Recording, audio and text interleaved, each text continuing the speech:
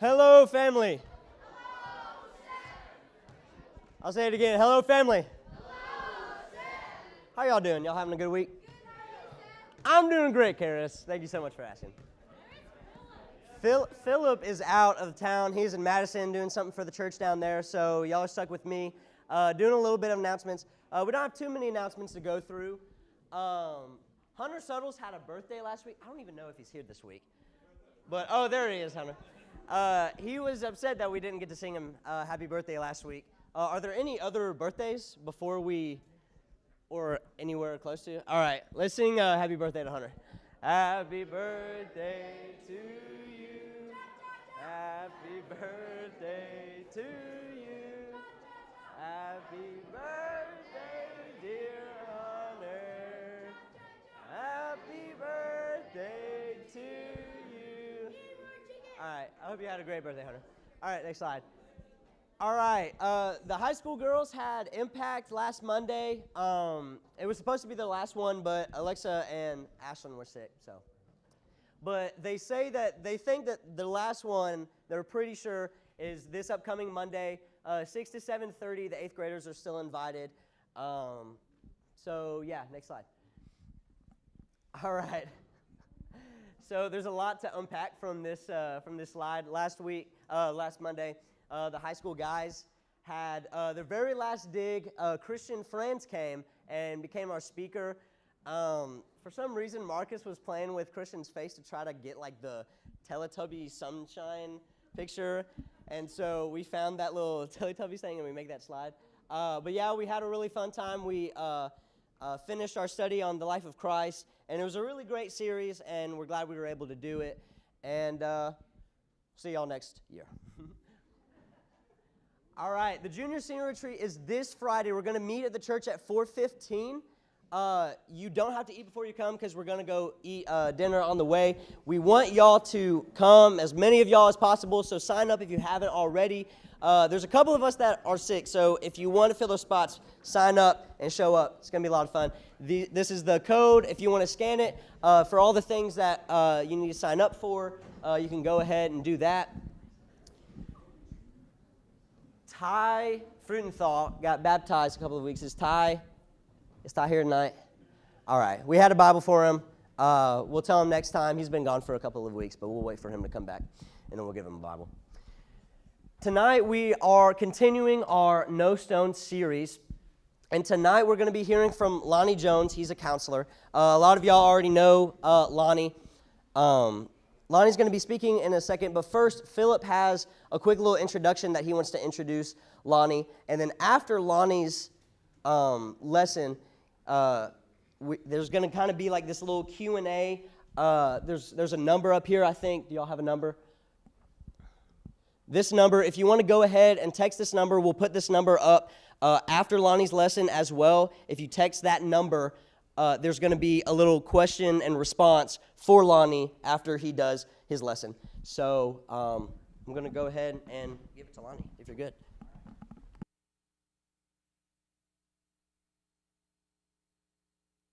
I am away tonight speaking down in Madison, Alabama, which is actually close to where Lonnie is. And so I wanted to introduce you to a guy who may not even need an introduction. Tonight your speaker is Lonnie Jones. Lonnie is one of my favorite people. I don't know if I'm supposed to have favorite people or not, but anyway, Lonnie is the best. He is a counselor. He's a minister. He is one of the toughest people you'll ever meet in the world. He is a chaplain for a SWAT team. He's a ropes course inventor and facilitator and all kinds of things. He does a lot of things. He's a storyteller. He's a podcaster. You name it, Lonnie Jones can do it.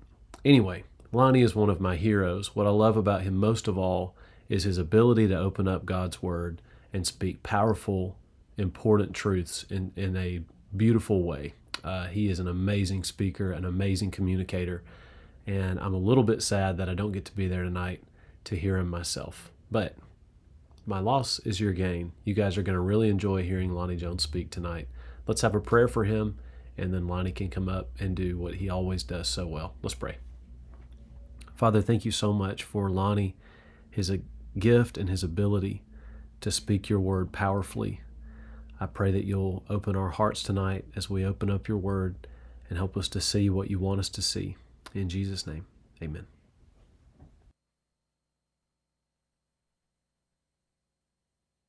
And I guess you're expecting someone taller, but I'm going to move that up a little bit. Let's talk about the elephant in the room. I have a torn tricep tendon. You have 3 muscles on the back of your arm. You have 2 muscles on the front.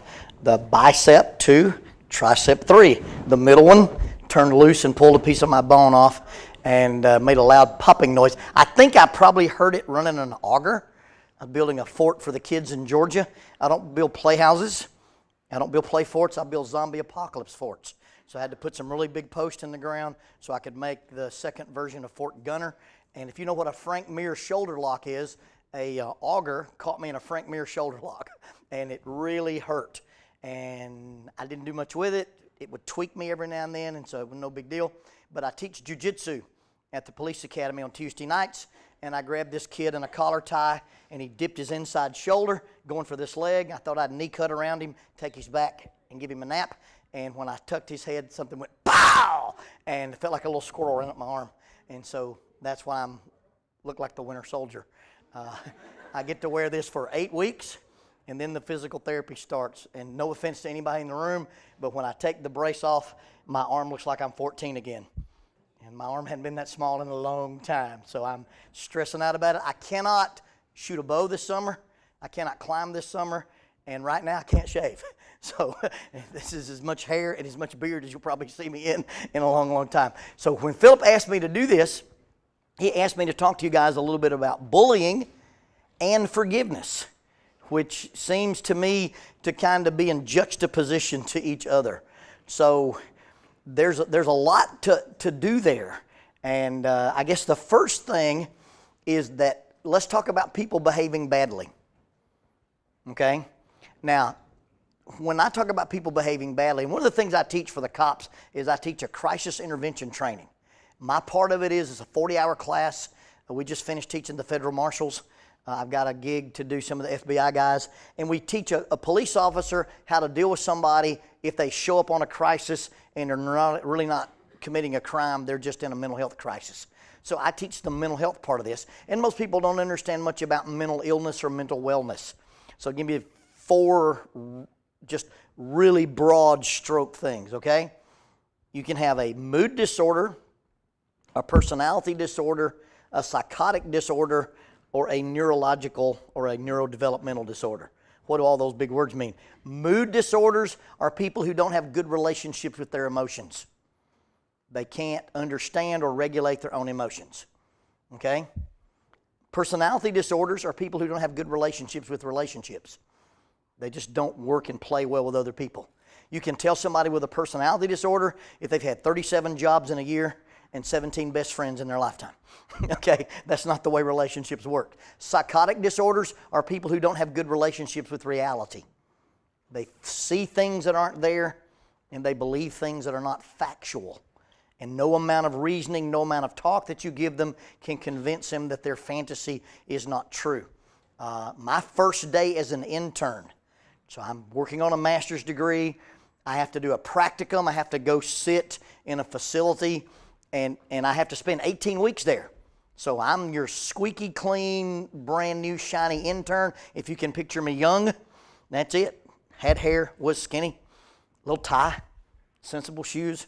I'm an office drone, so I go down there. My very first day at the Jackson Marshall County Mental Health Center, a dude comes in to be interviewed by a psychiatrist, an 82-year-old psychiatrist, Dr. Trainer. I'm observing. He sits with his arms like this, like he's in a straitjacket. And there's no straitjacket. His wrists are larger than you could put a pair of handcuffs on. And he's just sitting here, and he tells us he's a 400-year-old FBI agent. Well, as a squeaky clean intern, I think I can clean this up real fast. I go, well, you realize that the country's only been here 200 years, so you can't be a 400-year-old FBI agent. And he says, no. I said I was 400 years old and an FBI agent. Try to pay attention. So his delusional state wouldn't touch the facts. I was the guy who had the mental problem and couldn't pay attention to him. As a side to that, About 12 minutes into the interview, he leaps from his chair, lands on this psychiatrist, and starts raining the thunder on her. My first day in the clinic. So I have to stick him in a corner with an arm lock. And so, yes, I thought, okay, you've just gotten kicked out of the master's program because you put hands on a mental health patient. Well, they called me into the main office at the end of the day, and the guy said, so, Mr. Jones, we understand you bring a certain skill set to our facility. I said, no, sir, I just got this hobby I play around. He goes, okay, don't feel like you need to wear a tie and wear sensible shoes. We have work for you. So I earned my master's degree being a bouncer at the mental health center. I got every combative, every oppositional defiant, every intermittent explosive disorder. But the guy who jumped on the doctor, was he a bad guy? Was he evil? Was he mean? I mean, mentally ill. And a mental illness is an organic condition. Now, what's an organ in your body? Your liver. What's another? Heart. What's another? Lung. And the brain. So if you have an organic condition, it's a disease just like having a pancreatic disorder, having a heart murmur, or anything else. And those people are not responsible for their actions. They're not evil, they're just mean. They're not evil, they're not mean, they're just sick. And understanding the difference between that. So sometimes people treat us badly and they don't have the capacity to treat us nicely. How do you define spiritual maturity? Love, joy, peace, patience, kindness, goodness, faithfulness, gentleness, and self-control. People who can't modulate or moderate control of the self are not spiritually mature. Now, sometimes you don't have the capacity, and sometimes you just have a deficit. Okay? Right now, I don't have the capacity to do push-ups. Why? I've got a broken arm. Okay? Now, a guy with two good arms who doesn't want to do push-ups, he doesn't have a capacity problem. He has a deficit problem. He's just not going to do them. That make sense? Sometimes people are mean to us and they can't help it. Those people get a pass. You don't look at them and go, that's evil, that's wicked, that's mean. You forgive them. Why? Because they can't help it. They can't help it. Okay? Sometimes people are mean to us and people are harsh to us, and it's because they're immature. What do you do with that? How would you like people to react to you while you're being immature? We were made with the capacity for imperfection. And when I live up to my capacity for imperfection, why are you shocked? You guys get that? My wife retired, and part of her retirement project was she says, I'm going to get another little dog. And I'm going to do some dog shows and do some training. And so she searches the internet and finds the most exotic dog she can find. We have a Spanish water dog named Oreo. And the Spanish water dogs are so smart, it's like having a 4-year-old and a velociraptor at your house. This dog is amazingly, she's super cool, super smart, does some cool stuff. But she steals socks out of the drawer. She knows how to open the drawer and get the socks. She can open the fence. She knows where the food is kept. She has a 150-word vocabulary. If I'm on the phone and say the word frisbee, she gets her frisbee and sits at my feet because she thinks I've invited her to play. We have to spell things at our house in front of a dog, okay? Now, am I complaining about my dog? No. What did I sign up for when I brought a dog into my house? Things that steal underwear, things that steal socks, things that play frisbee, and things that are only driven by what they want. So I'm not complaining about Oreo. I agreed to this because she has the capacity to act like a dog. Why? Oh, she's a dog. Okay, so when a human acts like a human and is not perfect, why do the wheels come off of our relationship? So forgiveness comes in when I treat you like I wished you would treat me when I'm having a bad day or I'm being imperfect. Does that make sense? So look at Ephesians chapter 4. Just a couple of real quick hints in Ephesians 4. Paul talks to his group, and if you outline the book of Ephesians, you can do some cool stuff. You can do before and after. There's several passages that says you used to be this, but now you're this. You didn't have this, now you have this. You could go through the whole book and do before, after, before, after, before, after, before, after.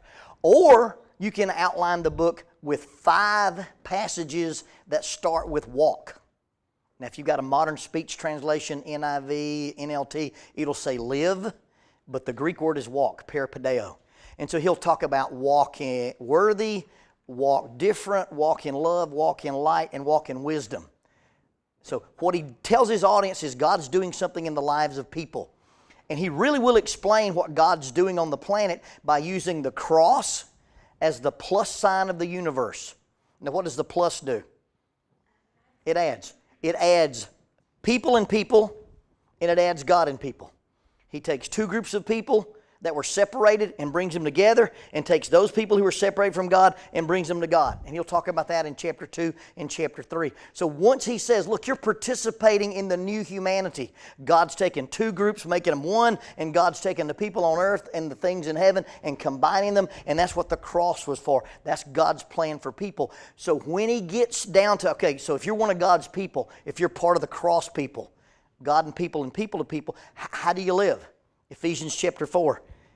As a prisoner of the Lord, I beg you to walk worthy of your calling. Now, what does it mean to walk worthy? Walk the way Jesus walked. Okay, maybe walk the way Jesus walked. Have you ever seen anybody with a title and you doubted the title? So I've got a friend, and he doesn't like to give his name out at restaurants. I really don't like to do that either. When I go order a cheeseburger, I just want you to take my money, give me my cheeseburger. I don't want you to go, a name for the order, please.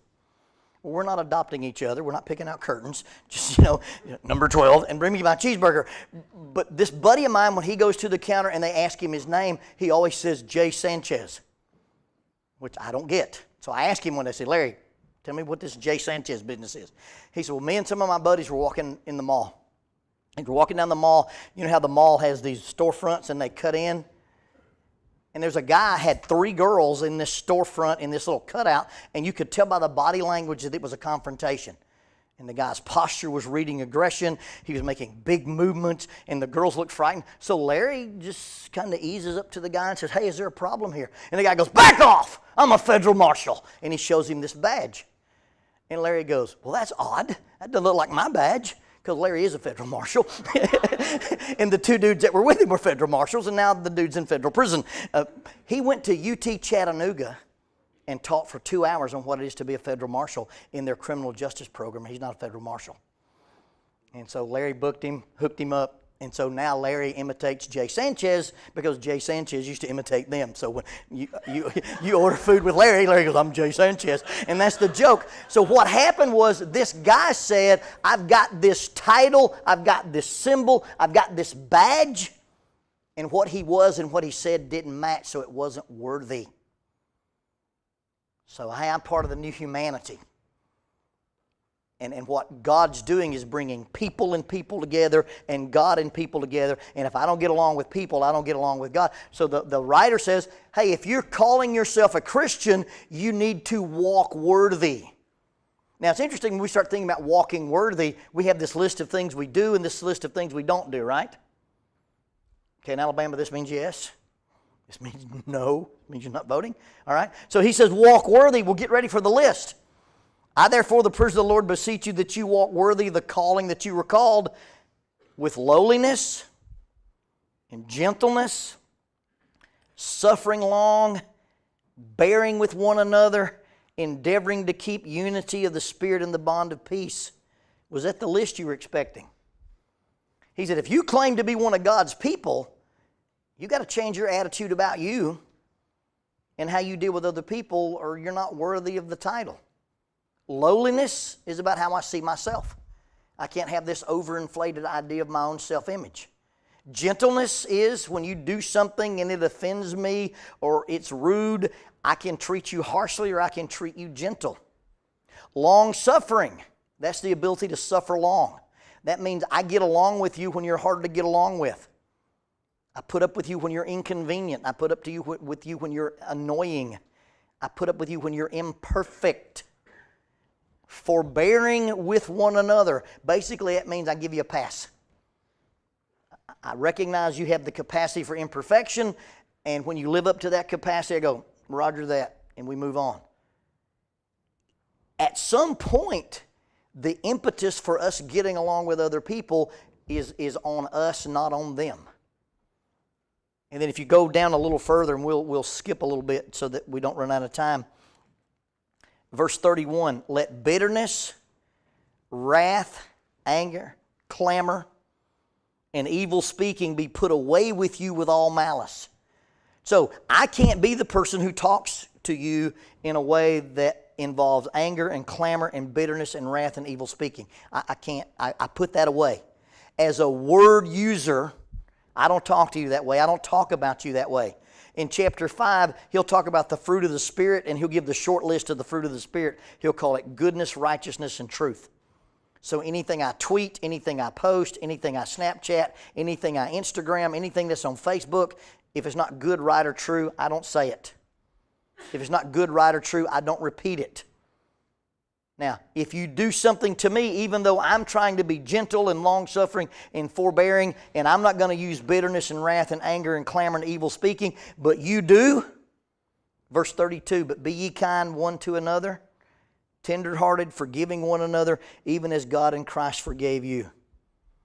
So when people act in a way that is imperfect, when people act in a way and they're not responsible for their actions, when people act in a way that they live up to their capacity to be human, what's my job? Now, forgiveness is not really about what you owe me, but it's what I owe you. And what does God do for you every day? Okay? So if people are difficult and hard to get along with, I reach a place where I go, you know what? I'm going to write that off. Romans 13 will say, let no debt remain outstanding. In other words, we don't have any unfinished business. How many of you are ruining your lives because you have unfinished business with people? So that's the forgiveness part. Okay? Now let's talk about the bullying part. Now, I grew up in a different era. And you can spell that E-R-A or E-R-R-O-R. I don't really care. I grew up in a different era. And what we considered bullying is different. I'm a knuckle dragger and a mouth breather. Okay, I hang out with guys at least twice a week that try to twist my arms off and put me to sleep, and nobody's picking on me. I do that for fun. Okay? There's some things in your generation where you're not doing intentional adversity. And I think there's something about intentional adversity. You need to put yourself in uncomfortable positions so you can learn to deal with uncomfortable positions. The goofing around with jiu-jitsu is this thing I do as a hobby, mainly so I can have movement. There's a lot of floor work, a lot of getting up, a lot of getting down, a lot of inversion, a lot of rolling around. And I do it just so I can be mobile. My dad started looking old to me when he wasn't mobile. He couldn't step over logs and climb fences when we were in the woods, and I'm trying not to lose that. But as a guy my age and a guy my size, I'm not going to do a jiu-jitsu match with anybody smaller than me or anybody older than me. I wrestled with a guy on Monday named Colum, and he's 270 pounds. There's a guy that teaches one of the classes named Jerry King. He looks like the love child between a silverback gorilla and a grizzly bear. I mean, he's a monster. And if I can survive, I don't have to worry about can I put him to sleep or tap. If I can survive a 5-minute round with him, nobody out here on the street can put their hands on me. With humility and as much as I can, nobody in this room hold me on the ground. I get up effortlessly and probably not even untuck my shirt. Why? Because I swim in a tank with sharks. If you spend time with sharks, the barracudas don't bother you. That's intentional adversity. Those of you guys who lift weights, what do? You lift weights till muscle failure. Why? Because the next time you go in that room, those weights aren't as heavy. Those of you who run track, you know the way to run faster? Run faster. How does that feel? It sucks. You want to throw up and your lungs hurt and your legs hurt, but if you're not out there pushing it, you don't get any faster. So intentional adversity is a good. So when I think about bullying, it means something different to me. It's not that somebody was unkind or somebody teased me or somebody picked on me.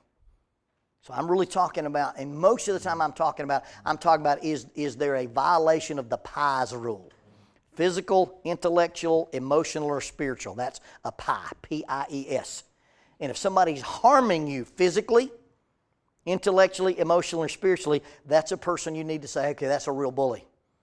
But somebody just being unkind or somebody teasing or somebody not including you just because they're rude, I don't know that that fits my definition for bullying, but we're going to talk about your definition for bullying.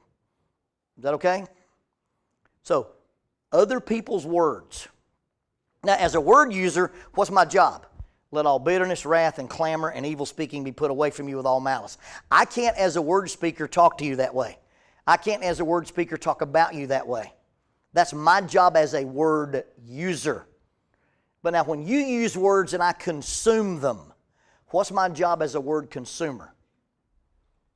Your words only have the power I give them.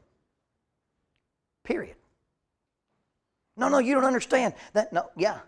Your words only have the power I give them. Romans chapter 1 verse 16. I am not ashamed of the gospel.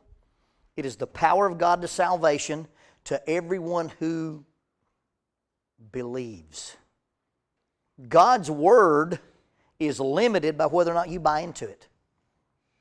God can't have an effect in your life if you don't believe and obey. If God's words are limited by whether or not you buy into it, hey, my words are too. Show an experiment. What's your name, young lady? Yes. Audrey, what's your worst favorite food? You hate mac and cheese? I'm going to check into the building for pod people. Wow. Okay, so I'm going to help you. I'm a therapist. I have a master's degree in psychology. I'm a certified clinical hypnotherapist. I'm trained in trauma hypnotherapy too. You like mac and cheese? I fixed that for you. Right? No? Okay, now we can argue about this all night, and regardless of who I am and regardless of the power that I have, Audrey's going to say what every time I tell her she likes mac and cheese? But she might believe me if I said, well, you're not very smart, or you're not very cool, or you're not very popular, or you don't fit in. I can't make Audrey believe she likes mac and cheese, but I can make you believe you're stupid or dumb or fat or ugly or gay or whatever. Well, what's the difference? I'm unwilling to accept mac and cheese. But I'll take that I'm ugly or I'm stupid or I'm scared or I'm whatever. You see the power of words? They only have the power you give them. And you get to decide if you like mac and cheese or not, right? You also get to decide if you're pretty or smart or brave or cool or successful or whatever. Because I don't get to control that. If you want to do some light reading, and I don't usually advertise my own stuff, there's a book called Grappling with Life, Controlling Your Inside Space. And it talks about how you protect your inside space, and we use jiu-jitsu to talk about it. I'm not going to let you control something that doesn't belong to me. You can't control my happiness, you can't control my self-esteem, you can't control my success, and you can't control my spirituality. Because if I let you control that, not only do you control me, you have the ability to cripple me. That make sense? So your words only have the power that I give them. So, okay, so this guy's picking on me and this guy's a bully. What do I do about it? Well, I play this game, I call it the Fido Drill. Okay, Fido is an imaginary dog that I don't have. And usually if I have a board, and I didn't ask for a board because I can't really play with it, but we draw a little doghouse. We write Fido's name on the doghouse. Fido stands for Forget It, Drive On. F-I-D-O. Forget it, drive on. So I've got Fido's little doghouse. He got a little dog bowl. And then somebody says something to me. Somebody walks up to me and says, Lonnie, you have purple ears. Well, I looked in the mirror this morning when I was washing my face, and my ears are not purple. So I asked myself, okay, the person says something about me. Question number one, is it true? Now that's a yes or no answer, right?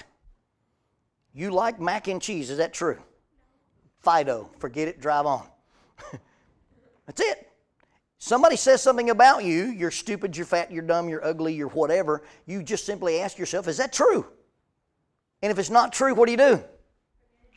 Forget it and drive on. Now, sometimes people say things about us and they're true. Lonnie, you're short and bald. Oops. Yes, shocked as it may be. Yes, this is a truism, all right? Well, is that true?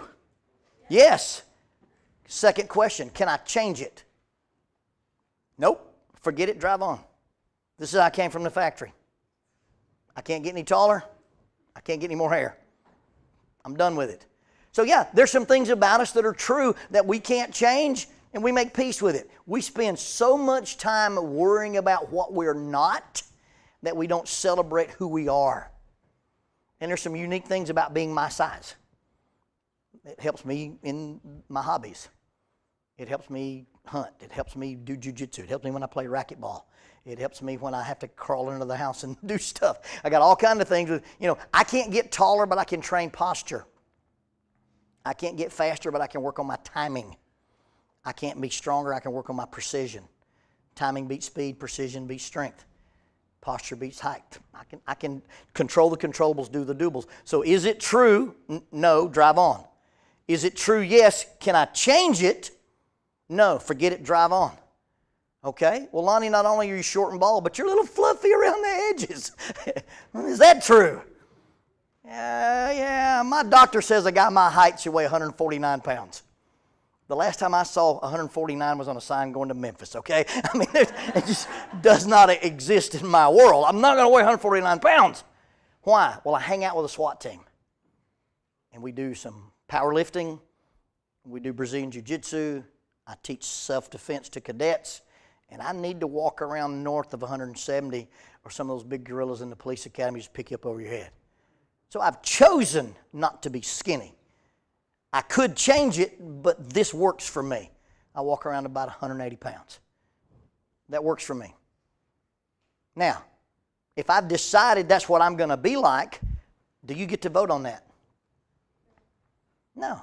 So now, if I decide I'm going to be this way and your opinion of it makes me mad or makes me feel insecure, then I'm really not being honest about that's what I've decided. Does that make sense? If you're a Tennessee fan, my opinion of that doesn't bother you. And if it does bother you, you're not really a Tennessee fan. I'm an old school Raiders fan. Smash mouth football. Hey, there'll be a prison parole one day and the Raiders will be good again.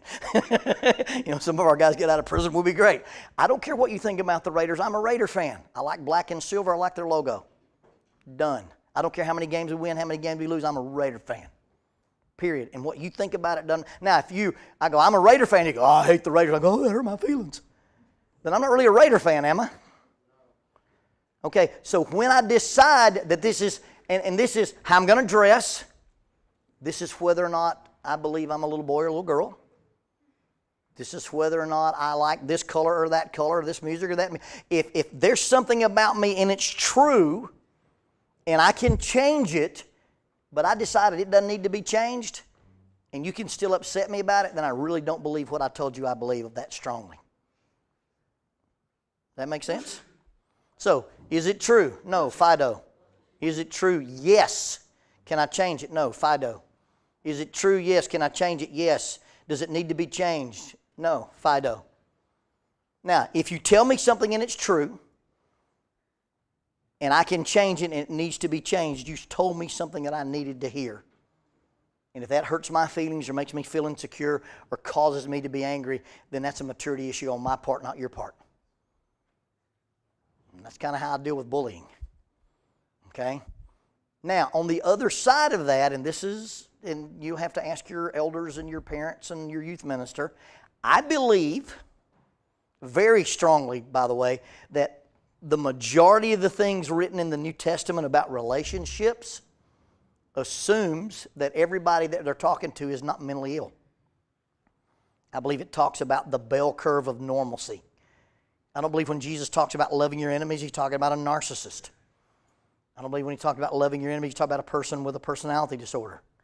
I believe when he talked about loving your enemies, he's talking about a rival, not Johnny Jihad over here trying to blow the planet up. I think it's talking about normalcy in the normal interactions of humans, not toxic or dangerous behavior. Does that make sense? Now, can I prove that in the Bible? Well, that's pretty interesting, because if you read Romans chapter 12, Romans chapter 12 is a discussion about how spiritually and mentally healthy people interact with other people. Romans 13 is how spiritually mature people deal with the civil government. Romans 14 is how spiritually mature people deal with other people who have different religious traditions. This person eats meat, this person doesn't. This person likes this holiday, this person doesn't. And so Romans 12, 13, and 14, after Paul talks to his audience and says, it don't matter if you're a Jew or Gentile, you got a sin problem. The only way to fix your sin problem is Jesus. Now, once you have Jesus to fix your sin problem, you still have to get along with each other, you have to be a good citizen, and you have to be a good member of the church. Notice this description in Romans chapter 12. Romans 12, he reminds them that you live your life because of what God has done for you, not what God is going to do to you. That's Romans chapter 12, 1 and 2. Romans chapter 12, starting at verse 3, for the grace of God given to me to everyone who is among you, do not think more highly of yourself than you ought to think. Romans 12 says that in order for me to be spiritually, mentally healthy, I have to have a good balance of me, and I can't have a balance of me where my self-worth is overinflated. Otherwise, I am a narcissist. I'm somebody who doesn't value you. I'm somebody who can't be trusted. Because here's how you measure trust. You measure trust based on whether somebody's selfish or not. You don't trust people who are selfish. And people who are not selfish are people that you trust. Now, you probably didn't know that, but you think about, who do I trust the most? Oh, wow, they're not selfish. And when I'm around these people, make me kind of go, ugh. Those are the people who are selfish. So Paul says, if you're going to be spiritually, mentally healthy, you can't think more highly of yourself than you ought to think. And then notice that he talks about from verse 4 all the way down to verse 8, how you get along in a system. The system he'll describe is the body. He said, as a body member, you got talents that I don't have, and I've got talents you don't have, and we all get to be together. And it's not about being the best, it's about being your best. And people who are spiritually, mentally healthy have a good view of themselves, because I can't love my neighbor unless I properly love myself. If I love myself too much, I devalue you. If I love myself too little, I devalue you. I got to have that proper balance. Inherent into Christianity is having a good view of self. So if I have a good balance of me, and the me that's me can get along with the you that's you, I can work in a system. Now, you go to school with people, you play on teams with people, you live in neighborhoods with people, and they just don't work and play well with others, right? Those are some of your bullies. And they may not be spiritually healthy, they may not be mentally healthy, but he says that's a measure. And then notice what happens when you get involved in other relationships. Romans chapter 12, verse 9. Let love be without hypocrisy. That means when I say we're friends, it's we're friends, period. It's not we're friends if, it's not we're friends when, it's not you're friends because I want you to do something for me. Love, my emotions that I give you, my friendship, my love, my partnership, whatever it is, they don't come with any strings attached. And if I do things for you with the expectation that what I did for you will cause you to do something else, that's not friendship, that's manipulation. And moms and dads, that's where we miss tough love. Tough love, you did this, I'm going to do this, and we want it to be punitive or we want it to be vindictive. And it's not about that. I don't do things to you with the design that it causes you to act a certain way. I treat you the way I treat you because of who I am. And how you respond to that's on you, not on me. And so that's why sometimes our discipline doesn't work, because we think, oh, if I do this, they'll do that. No. I do this because those are my limits, period.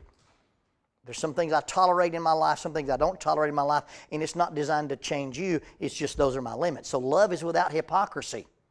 Now, if I'm going to be a mentally, spiritually healthy person, not only is my love without hypocrisy, I got to abhor evil and cling to what is good.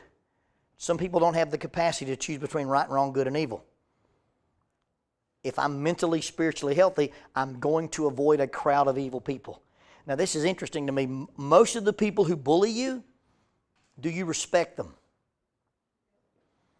So then why does somebody's opinion that you don't respect matter to you? Have you ever thought about that? I'm over here running around in a circle and I don't care what they think anyway. So I don't care what they think about me. So if these people don't have the same values that I have, if they don't love good but they love evil, if they don't hate evil and they don't love good, I'm not going to worry what they think about me anyway. You know why? Their value system is messed up and it doesn't control me. And so he goes through a bunch of stuff here. He says, the world can't be all about you. So when you get in trouble, you don't lag in diligence. Verse 12, you rejoice in hope, you're patient in tribulation. That means sometimes life is not fair. Life's a contact sport. And when something happens to me that's unfortunate, I don't get to go, woe is me. I get to go, I'm patient in tribulation. things that happen to us oftentimes can be used by God to prepare us to do other things. Now, I don't believe God does things. I don't believe He gives kids cancer, kills people in car wrecks, or crashes planes into buildings. To understand how powerful God is, Romans 8:28, God is so powerful that He can take things He didn't initiate and take things He didn't will and make them work for His kids. That's power. Doesn't mean God caused it, doesn't mean God willed it, doesn't mean God had a purpose, but now that it's happened, God said, what am I going to do with that mess? Well, I can use it to bless my kids. I can use it to make my children stronger. Okay, so we're patient in tribulation, and then we rejoice in hope, and we're steadfast in prayer. Then verse 14, bless those who persecute you, bless and do not curse. When somebody picks on me, I don't return type in kind. In fact, it says, do not set your mind on high things, but associate with the humble. Do not repay anyone evil for evil. If possible, as much as depends on you, live at peace with all people. So that's how you get along with bullies. It's not about me getting the score to equal. It's about forgiving you.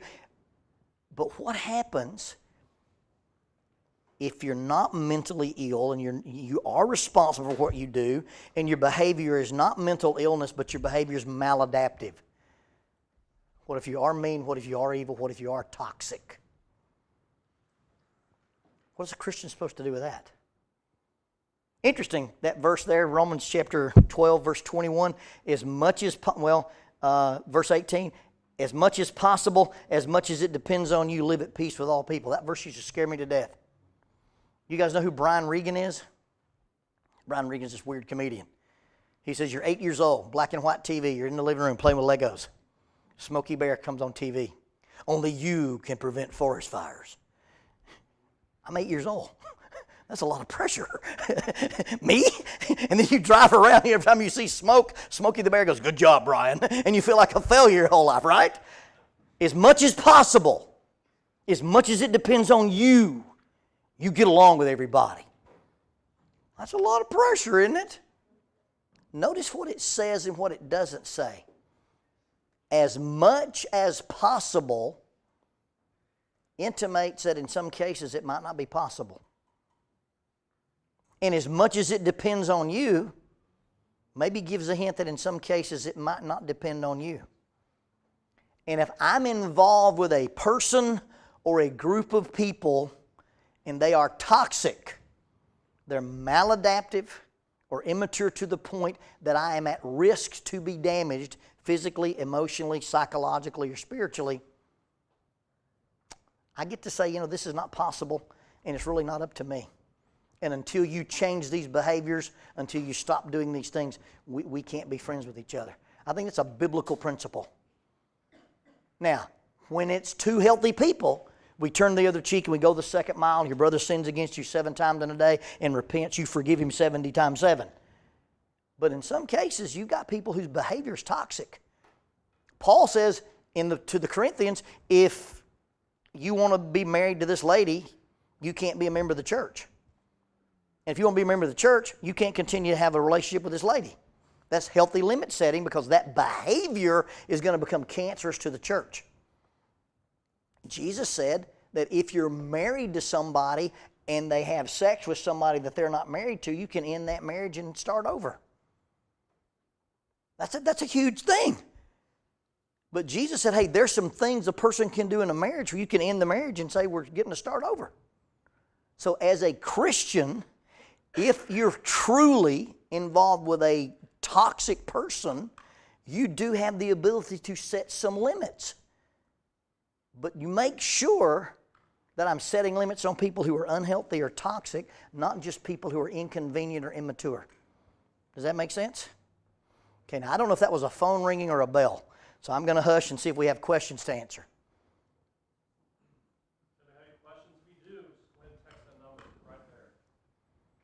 And if you want to ask a question out loud, even moms and dads, because I know that's a lot, drinking from a fire hose. Yes, sir. Okay, understanding toxic relationships is really, really difficult and really, really hard. So the first thing I ask them is, hey, you're in this relationship, what are you hoping to get from it? How is this relationship supposed to make you feel? And if they go, it's supposed to feel this way, this way, this way, then you ask, does it make you feel that way? They go, no. Okay, what's wrong then? That make sense? Yeah, I confront this all the time. I know what this means. I know what this means. I don't do well with this. So if somebody says, oh, me and my boyfriend love each other, we fight all the time. Whoa, whoa, whoa, whoa, whoa. You don't love each other when we fight all the time, okay? If you're dating somebody in a serious dating relationship and you break up, and then you get back together, and then you marry, statistics say you won't stay married. That's a warning sign of instability. So you ask people, hey, is this relationship doing for you what you want it to do? And if not, then why are you still in it? Are you happy with this person? No, we fight all the time. Then why are you doing this? So I think sometimes you have to confront them with the reality of this is what you say, but this is how it looks. And then do you feel safe with this person? And the other thing is that a lot of times I go, all right, if I described to you the relationship you just described to me, what would you tell me to do about it? And most people go, well, I wouldn't be in that relationship. But we can often solve other people's problems and not know enough to solve our own. A great question. Did I answer your question? Okay. Yes, sir. What do you do if you have a toxic parent at home? Okay. As a Christian, your job is to be submissive to your parents. Okay? Toxic parents, a person who's addicted, now assuming they're not sexually abusing you. If you're being sexually harmed or physically harmed, you turn them in. You tell one of your youth workers they've got a duty to report. But if it's just that they're just immature or maladaptive, and assuming they probably had their own trauma, so you got to submit to them. You didn't cause it. You didn't make them this way. That's the biggest error young people think is, oh, if I were prettier, smarter, stronger, taller, more athletic, Dad wouldn't be this way. No, Dad's that way because Dad's that way. Okay? So you didn't cause it, and you can't cure it. You can't be smart enough, pretty enough, make good enough grades, or sick enough that Dad will quit doing this. So you didn't cause it, you can't cure it. How do you cope with it? Coping with it means I'm going to be as submissive as I can when it doesn't violate God's law. And then I get to decide what the rules are after I'm 18 and can move out of the house. Okay? You get to say, hey, Dad, I love you. I want to hang out with you. If you want to hang out with me, you got to be sober when we do it. Now, you can't say that at home when you're a child at home. When you get to be 18, you say, Dad, hey, we go to the restaurant and we start drinking, I'm going to leave. Dad, I'll spend the night at your house with the kids. You start drinking, and the kids leave. You get to simply say, I didn't cause it, I can't cure it, how do I cope with it? And I know I made that sound awfully simple, and it's super complicated when you've got a parent who is dysfunctional, toxic, but that's not a permanent situation. When you reach age 18, you can be an independent or an emancipated minor, or lots of stuff like that. Next question. How do you know when someone is joking with you or actually bullying you? A lot of that tends to be on what we call a personalization error or an interpretation error. Okay? Things that are funny because they're true. Otherwise, they wouldn't be funny. So if you make a short joke at me, it works. If you make a tall, skinny joke about me, it doesn't work. Lonnie's so skinny, if he's turned sideways, stuck his tongue out, I look like a zipper. No. I look like an Ewok. Okay? So there's some things about you that are true. Now, you've got to decide if this person is using something about me and they're picking on me, is it fun for both of us? And if it's not fun for both of us, you warn them once. Hey, that's the thing that we tease about. I don't want to be teased about it. And if they don't honor that boundary, then it's bullying, not just teasing. Is that too simple a response, or you think that's... Okay. And a lot of times, I'm sensitive about stuff. And you can't help it when that thing that you're sensitive about is a button that people press. But you've got to then say, okay, that made me uncomfortable. Why did it make me uncomfortable? Well, did it make me uncomfortable because it's true and I can change it and it needs to be changed? Or did it make me uncomfortable? It's true, but I can't change it, so I'm just going to have to learn to live with it. You talked about capacity to be human. Yes. A lot of people have capacity. Some people have more capacity for anger. Some people have more capacity for impatience. How do we overcome those? Okay, so I think sometimes we talk about how we naturally are. My default setting is confrontation. I mean, I just feel, I used to have a shirt that said, forget the force, just use force. Get a bigger hammer, okay? The same thing that makes you who you are, okay, if I take one of my climbing ropes and I tie a knot in it, is that rope stronger or weaker? Weaker by 50%.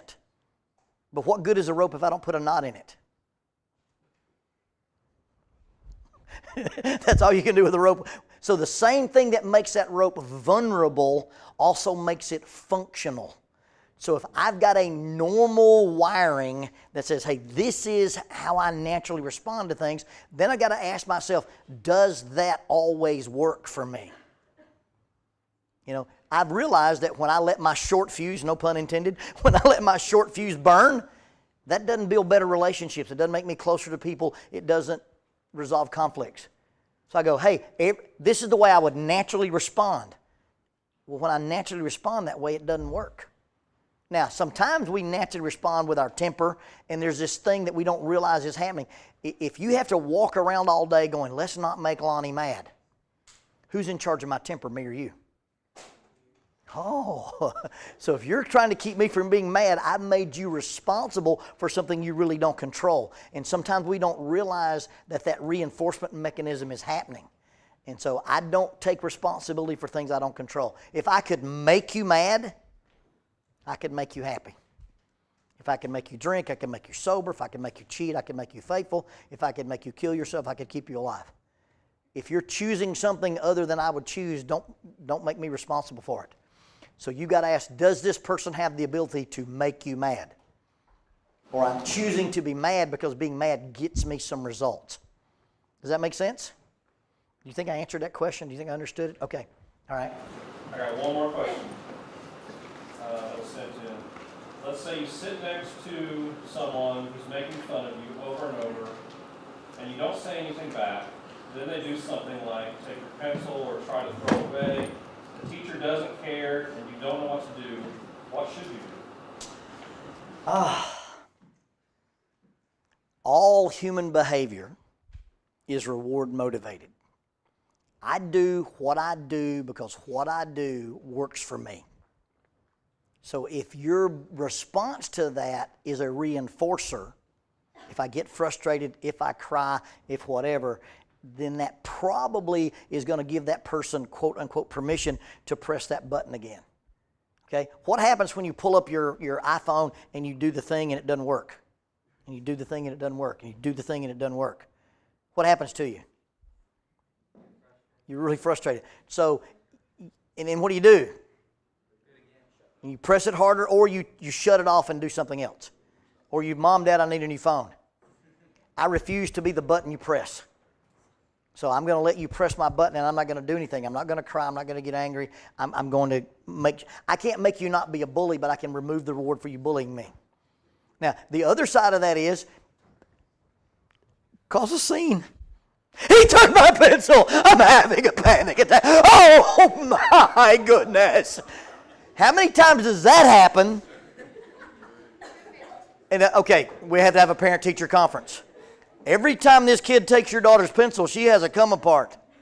Yeah, well, she's asked you for intervention. She's asked the principal for intervention, and you've done nothing. We're going to continue this strategy till the person in charge of the room handles the problem in the classroom. And I think sometimes you remove the reward or make it a bigger thing. A guy comes up to you and pushes you, hit the ground like you took a charge in basketball. Oh, I'm crippled. I'll never. And it's like, oh, easy. And you can win this game because it's a psychological thing. Okay? Now, that may be bad advice from the parents in the room. Clear it with your parents. But, bullies don't want the attention from everybody. They just want the attention from you. Make it the other way around. Okay, I have one last one. All right. What do you do if someone is getting hurt? I'm sorry. That's the wrong thing. What do you do if someone is getting hurt by a bully? They can't defend themselves. What do you do? All right. What should you do or what do I do? That's a different animal. Okay. First of all, are they really being hurt? And that's a personal decision you have to make. Okay? And I'm not saying that's a decision you shouldn't, don't. you've got to say, first of all, is this person really being hurt? Now that's hurt. You know, if a guy's holding somebody against the wall and making fun of them, okay, a guy holds a girl against the wall and kissing her and she don't want to be kissed, he's going to sleep. But I have that skill set. That's something you've got to clear with your parents and you've got to clear with your value system. I cannot, in good conscience, let an innocent, weak person suffer. Okay? But that comes from a long line of, I ran around the country with kids, and nobody puts their hands on the kids that are in my charge. Okay? So you may, first of all, can you call for help? Can you go get an adult? Can you intervene in some way? Just take video of the thing and then take it to the school principal. You don't have to go hands-on. There's lots of ways to intervene. Now, if I see somebody that's being hurt because somebody's breaking the law, they're raping them, they're assaulting them, they're robbing them, I'm calling the police or getting a coach or something. Okay? If that person's an adult, that's what someone else just texted. Then you call the cops. And you go, hey, this adult is hurting a child, and somebody needs to do something about it. And you can make those phone calls anonymously. You can call Child Protective Services. At home, it's DHR. Or you simply call the police and say, look, I'm a minor. A friend of mine, I think, is being hurt at school. You go tell your school counselor, they have a duty to report. Okay? And so, you know, and if you see an adult hurting somebody, like at the mall, video it, and then go find mall security. There's lots of ways you can intervene without you being the person who intervenes. You guys can call, you can talk to your cocoon leaders, you can talk to Philip, you can talk to your elders, you know, reach out. If you feel like you don't have power in a situation, find someone that you can trust that does have power. School resource officer, anybody like that, you know, the safest thing is to inform an adult. And then, you know, and by the way, I've got video of it. And if you don't do something about it, your job's on the line too, just saying. Because sometimes teachers don't want to get involved, but if there's a law that says you have a duty to report, mandatory reporting, and if they don't do that, everybody involved goes to prison, which I think is a good law. Hey, thank you guys very much for letting me be your guest, and pray that I don't drive my wife crazy with this thing. Right now I'm hunting bees with a racquetball racket. That's my hobby this summer. 39 wood bees and counting. I'm so thankful that you came in tonight. Is there anything else we need, Seth? Okay, we're going to end in a prayer. Y'all, as we leave, make sure you thank Lonnie. He's driven a long way to come out here, and just so powerful this lesson tonight. So let's bow in prayer. Okay? Our gracious God, thank you so much for being there for us. We live in a world that is imperfect. We're trying to put on Christ. We are putting on Christ. That does make us perfect. But we're still in an imperfect world. One day we'll be in that perfection of heaven, and we just thank you for that. We thank you for that opportunity, and we thank you that you've given us the choice, and we pray, God, that you'll help us to make that right choice. We learned a lot tonight about how we should not be bullies, how we should react to bullies, how we should treat each other, how we have the capacity. It's up to us, God, to shape our minds, as you tell us in Romans, to renew our minds, and help us to do that. Help us to treat other people as Christ treated people, as you want us to treat people. Thank you so much for Lonnie. I pray that you protect him, help him in healing, help him to continue to do great works that he does. And just thank you so much for your church. We love you, God. Help us to have a great, safe night. In Jesus' name we pray.